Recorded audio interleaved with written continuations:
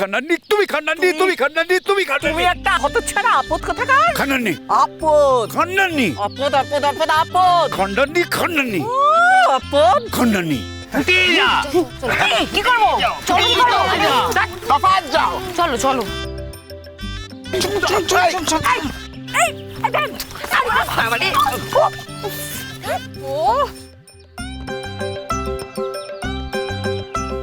Take this.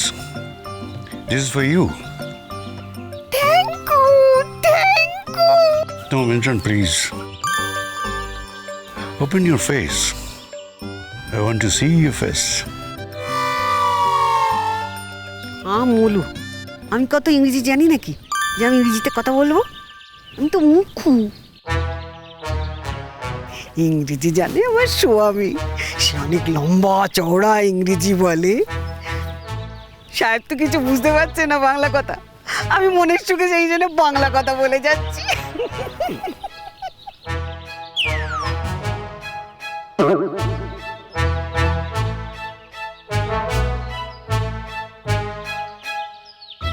কি? কি কি? হ্যাঁ, তুমি তুমি এখানে কি করছো? তুমি বা এখানে কি করছো? হ্যাঁ, তিন কাল গিয়ে এক কালে ঠেকেছে, হাতে গোলাপ ফুল নিয়ে মেম সাহেবের সঙ্গে দেখা করতে এসছে গোলাপ ফুল নিয়ে। তুমি এখানে কি করছো? তুমি কার জন্য দাঁড়িয়ে আছো কেন? চিরকাল তো আমাকে হারা চিন্তা করে এসছো। হ্যাঁ, আজ আমি শুনলাম এক সাহেব নাকি আমার সঙ্গে দেখা করতে চায়, তা আমি ভাবলাম যাই, আমি একটুখানি সাহেবের সঙ্গে দেখা করতে যাই। যখন আমার সঙ্গে দেখা করবেন বলেছেন, এসে কি দেখলাম আমার চিরকালের হাত জোড়ানো এই বুড়োটা আমার সঙ্গে দেখা করতে আসছে।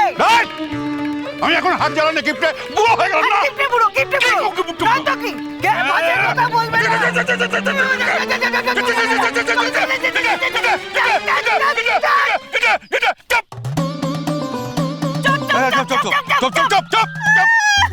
বুড়ো বয়সে যেই শুনেছে মেম সাহেব দেখা করবে অমনি। আমিও তো উল্টো শুনেছি। আমি শুনেছি একজন ম্যাম সাহেব আমার সঙ্গে দেখা করতে এসছে, আসবে, তাই তো আমি এই গোলাপ ফুল নিয়ে তার সঙ্গে দেখা করতে এসেছি। অমনি মেম সাহেবের সঙ্গে দেখা করতে এলো, আমার সব পুড়ে গেল গো, আমার কপাল পুড়লো। এই বুড়ো বয়সে আমার বর আমাকে ভুলে যাচ্ছে, মেম সাহেব নিয়ে ঘুরছে বলে। ওরে বাবা গো, আমি কি করবো গো? এই! ওগো, তোমার মত তুমি কোনোদিন ভালো থাকবে না, কোনোদিন ভালো থাকবে না। কথা চিৎকার করে বলে একদম চিৎকার, তাহলে আমিও সকলকে বলে দেবো যে তুমি এই বুড়ি বয়সে একটা সাহেবের সঙ্গে ইয়ে করতে, এই সঙ্গ করতে যাচ্ছ না। শোনো, ঠিক আছে, তুমি গিয়ে বলবে যে কারোর সঙ্গে দেখা হয়নি, বাড়ি গিয়ে বলবে যে কোনো সাহেব টাইপের সঙ্গে তোমার কোনো দেখা হয়নি। হ্যাঁ, তুমিও বলবে মেম সাহেবের সঙ্গে দেখা হয়নি। ঠিক আছে, সে বলবো এখন। তো এখন তো আমাদের এখানে কিছুই করার নেই, তাই না?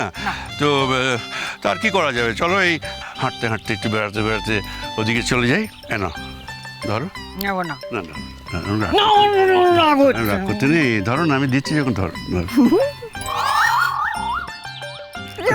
লজ্জা লাগে না? লজ্জা লাগে না? লজ্জা ফজ্জা আছে নাকি তোমার? লজ্জায় যদি থাকে তাহলে এই সাহেবটার সঙ্গে তুমি দেখা করতে এলে কেন? কেন ইসলাম শুনবে? বলো। আরে বাবা, চিরটা কাল তো হেলা ছেড়টা করে এসেছো, তাই ভাবলাম একটা সাহেব যখন আমার সঙ্গে দেখা করতে চাইছে, তখন আমি একটু সাহেবের সঙ্গে দেখা করে আসি না, তারপর বাড়ি গিয়ে বলবো আমি সাহেবের সঙ্গে দেখা করে এলাম। হ্যাঁ, শোনো শোনো, বলছি এই যে এই সমস্ত ব্যাপারটা গুনগুনদের এটা একটা প্ল্যান করে করছে না তো আমাদের? এই যে তোমাকে সাহেব, আমাকে মেম সাহেব। ব্যাস, কেস হলো। এখন তোমার তাই মনে হচ্ছে আমি একটা মেম সাহেবকে নিয়ে স্বপ্ন দেখলাম, আর তুমি এসে আমার সেই স্বপ্নটা ভেঙে দিচ্ছ। ভালো হবে না কিন্তু, তুমি আমাকে ওই মেম সাহেবের সঙ্গে তুলনা করছো, আমাকে অপমান করছো। আমি সহ্য করবো না, আমি কিছুতেই এটা সহ্য করবো না। চুপ চুপ চুপ চুপ চুপ চুপ চুপ চুপ চুপ চুপ কর, চুপ কর, আর কান্নাকাটি কোনো চুপ করো। শোনো, এই সুযোগ তো পেয়েছি, বারবার সুযোগ তো এসে হারে না। চলো আমরা হাত ধরাধরি করে দুজনে এই সুন্দর দৃশ্য, পাহাড়, পেছনে কাঞ্চনজঙ্ঘা, দেখো কি অপূর্ব দৃশ্য, এই চলো আমরা দুজনে হাত ধরাধরি করে একটু বেরিয়ে আসি, বাড়িতে কিন্তু কাউকে বলবে না। তুমিও বলো না। না, আমিও বলবো না। চলো দুজনে চুপি চুপি নির্জনে এই জায়গায় একটু আস্তে আস্তে বেড়াই। হ্যাঁ, চল চল চল চল চল চল চল। এরকম সুযোগ তো পাওয়া যাবে না। চলো। ঠিক বলেছো। তোমার আখির মতো আকাশের দুটি তারা চেয়ে থাকে মোর প্রাণে,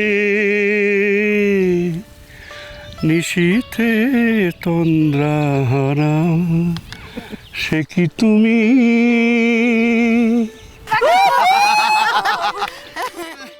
সে কি তুমি? তোমার আখির মতো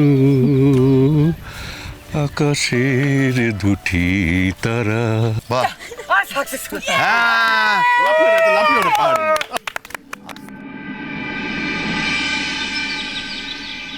বুঝলে বড় বৌদি, এই কলকাতা ফেরার পর থেকে না মনটা ভালোই লাগছে না।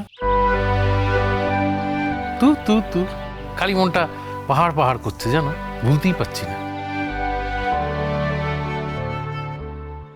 বাহ, তো এবার মনটা পাহাড় থেকে এখানে ফিরে আনো। অনেক তো ওই হট্টগোল আড্ডা হলো, এবার কাল থেকে অফিস, আমারও ইনস্টিটিউট আছে কিন্তু।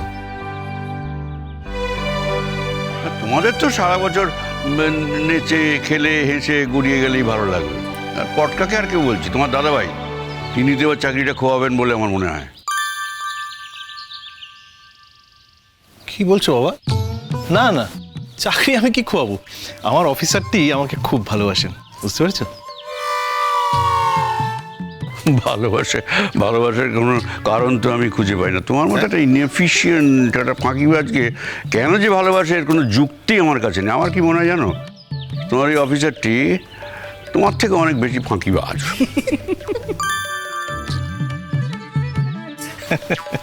ফাঁকিবাজ কেউই নয় বাবা, আমিও না, অফিসারটিও নয়। আন্ডারস্ট্যান্ডিং আছে আমাদের মধ্যে।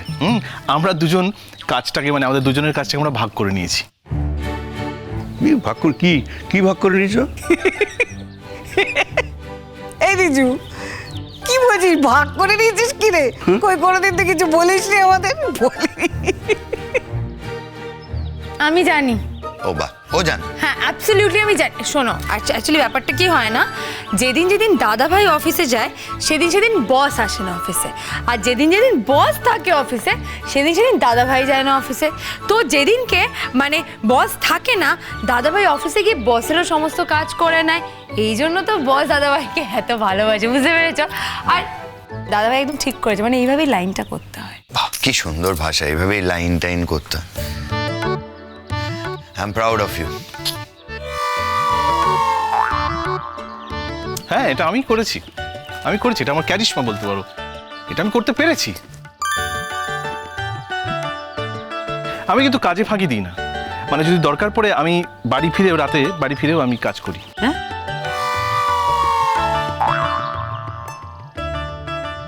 তুই রাতে ফিরে কাজ করিস? অফিসের কাজ? এত বছরে তো একদিনও চোখে পড়লো না রিজু। এসব গুলগাপ্পাগুলো আমি ঘরে থাকলে না দিবি না। হ্যাঁ, এত চুপ করে থাক। হ্যাঁ, আমি এতদিন হয়েছে এই বাড়িতে এসেছি, কই আমি তো তোমাকে কোনোদিন তুই সব দেখবে, আরে? সব তোমায় দেখতে হবে আমি কি কি করছি না করছি রাত্রিবেলা। আশ্চর্য। এই বলছি, আমার মতো একনিষ্ঠ কর্মী কিন্তু তোমরা আর কেউ পাবে না। হ্যাঁ, বুঝতে পারছি। কাল সবে এসেছি, আর কালকে সেই যে বাবা মাকে বাড়িতে নিয়ে গেলে, তারপরে আজ সকাল হতে না হতেই আমাদের বাড়িতে এসে হাজির হয়েছে। কেন বাবা, কেন? আমি কি লিখে দিয়েছি তোমাকে? আমি কি দাসখত লিখে দিয়েছিলাম তোমাকে? আমি কি লিখে দিয়েছিলাম যে যখনই সময় পাবে তখনই তুমি আমার বাড়িতে চলে আসবে? এই কথা বলবেন না জ্যাঠাই। কাল থেকে না আমি এত বিজি হয়ে যাব, এত বিজি, যেখানে আমি আসতেই পারবো না। তাই তো শেষবারের মতো আমি জাস্ট দেখা করে গেলাম। কি কথা বলছো? কি কাজ করবে? সারা দিন রাত অফিস করবে? হ্যাঁ বড় মা, কাল থেকে তো অফিসের খুব চাপ আছে, তাই কাল থেকে আর সেরমভাবে মনে হয় না আসতে পারবে। তাই উনি আমাকে বললেন যে তোমার যদি বাপের বাড়ি ঘুরতেই হয় আজকে গিয়ে একবার ঘুরে নাও। অবশ্য আমি ওই দুপুরের দিকে একটুখানিকের জন্য তোমাদের বাড়িতে আসতেই পারি, কিন্তু না রাত্রের দিকে আবার ওই বাড়ি চলে যেতে হবে, রান্না বান্না আছে তো, আর মামনির ওপর তো সব কিছু একা ছেড়ে আসতে পারবো না। অফিসে কি বস বদলেছে নাকি? হ্যাঁ, আর বলবেন না জ্যাঠাই, খুব হার্ড টাইম চলছে আমার। বসকে ম্যানেজ করতে পারবো কিনা জানি না।